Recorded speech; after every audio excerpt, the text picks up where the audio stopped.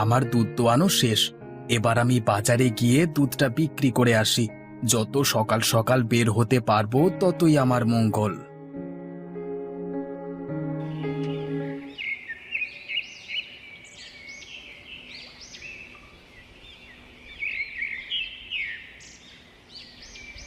গিন্নি, তবে আমি চললাম।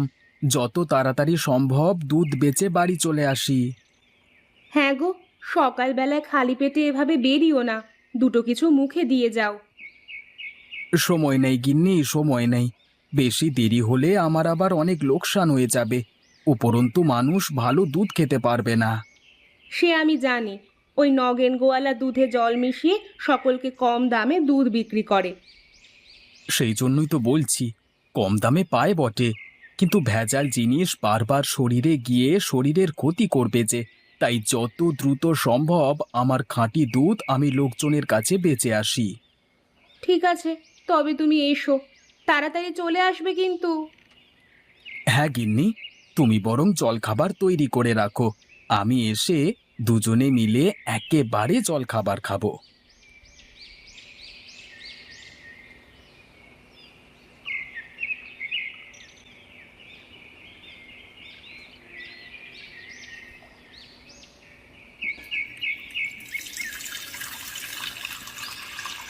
হ্যাঁ গো, এত জল তুমি কি করতে মেশাচ্ছ?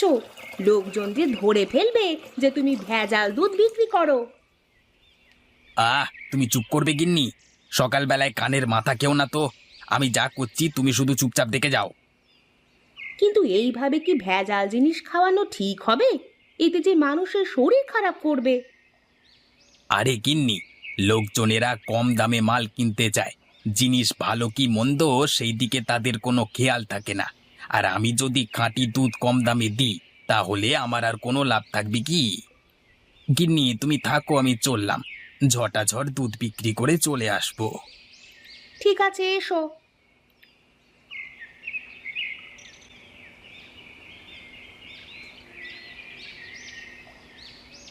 হ্যাঁ রে রামু, আজকালকার খাবার দাবারে ঠিক সেই স্বাদটা আগের মতো পাই না, বুঝলি? তা যা বলেছেন মোড়ল মশাই, আজকালকার যুগে সব জিনিসটাই ভেজাল হয়ে গেছে। যে জিনিসই কিনতে যাই তাতেই কিছু না কিছু ভেজাল আছে। কি জানিস রামু, সবাই তো আর সমান হয় না। এই যেমন খাঁটি দুধ খাওয়ার ক্ষেত্রে আমরা গোপালকেই বেশি ভরসা করি। নগেনের দুধে তো ভেজালে ভর্তি, তাই না? তা যা বলেছেন মোড়ল মশাই, এদেরকে একবার করে শায়েস্তা করলে হয় না? কজনকে শায়েস্তা করবি? শাক সবজি ফলমূল মশলাপাতি সবেতেই ভেজাল। এতজনকে তো একসাথে শায়েস্তা করা যায় না। তাহলে কি করা যায় মোড়ল মশাই?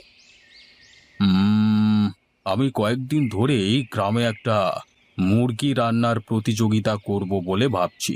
যে সেরা স্বাদের মুরগির মাংস আমাকে খাওয়াতে পারবে, আমি তাকে নগদ পুরস্কার দেব। কিন্তু মোড়ল মশাই, মুরগি রান্নার প্রতিযোগিতার সঙ্গে যারা ভেজাল মেশায় তাদেরকে শাস্তি দেওয়ার কি সম্পর্ক? সম্পর্ক কিছু নেই, কিন্তু এই প্রতিযোগিতার মাধ্যমে সেরার সেরা জিনিসটা আমি খেতে পারবো। তা যা বলেছেন মোড়ল মশাই। তাহলে তুই আজকে ঘোষণা করে দে, আগামীকাল গ্রামে মুরগি রান্নার প্রতিযোগিতা হবে। ঠিক আছে মোড়ল মশাই, আপনি যেটা বলবেন সেটাই হবে। আমি আজই গ্রামে ঘুরে ঘুরে ঘোষণা করে দিচ্ছি।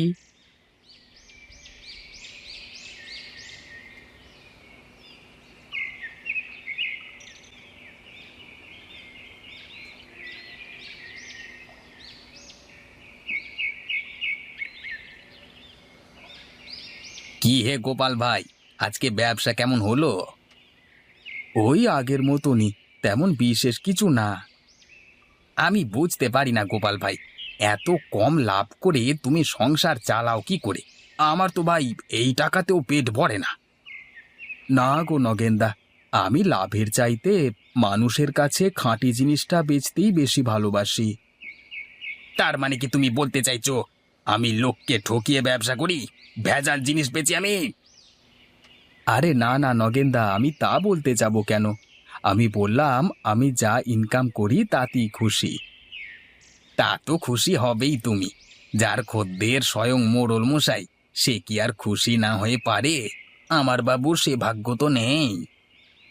হ্যাঁ গো নগেনদা, মোড়ল মশাই খাঁটি জিনিস খেতে খুব পছন্দ করেন। তুমি আবার সেই এক কথা বললে? শোনো শোনো শোনো, গ্রামবাসীরা সকলে মন দিয়ে শোনো। আমাদের মোড়ল মশাই আগামীকাল গ্রামে মুরগি রান্নার প্রতিযোগিতার আয়োজন করেছেন। যারা সুস্বাদু মুরগি রান্না করতে পারে তারা অবশ্যই এই প্রতিযোগিতায় অংশগ্রহণ করো। আমাদের মোড়ল মশাই খাঁটি জিনিস মুখে দিয়েই বুঝতে পারেন, তাই ভেজাল জিনিস খাইয়ে মোড়ল মশাইকে রাগিয়ে দিলে তার কপালে দুঃখ আছে। আর যদি খাঁটি জিনিস খাইয়ে মোড়ল মশাইকে তৃপ্ত করতে পারেন, তবে মোড়ল মশাইয়ের তরফ থেকে নগদ 2000 টাকা পুরস্কার দেওয়া হবে। শোনো শোনো শোনো। গ্রামে মুরগি রান্নার প্রতিযোগিতা? বাবা, এটা তো দারুণ ব্যাপার।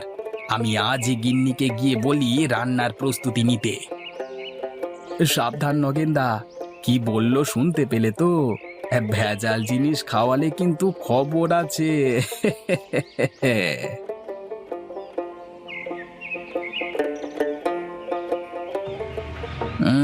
বড্ড বার বেড়েছে না? ঠিক আছে, তোকে দেখে নেব।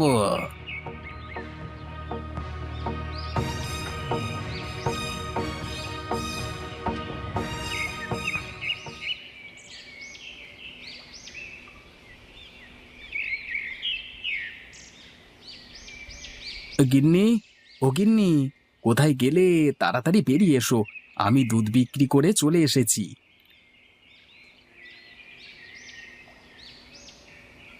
ওগো, তুমি চলে এসেছো? এইদিকে আমারও জল খাবার প্রস্তুত। আমি আজকে তোমার জন্য গরম গরম ফুলকো লুচি আর মিষ্টি ডাল করেছি।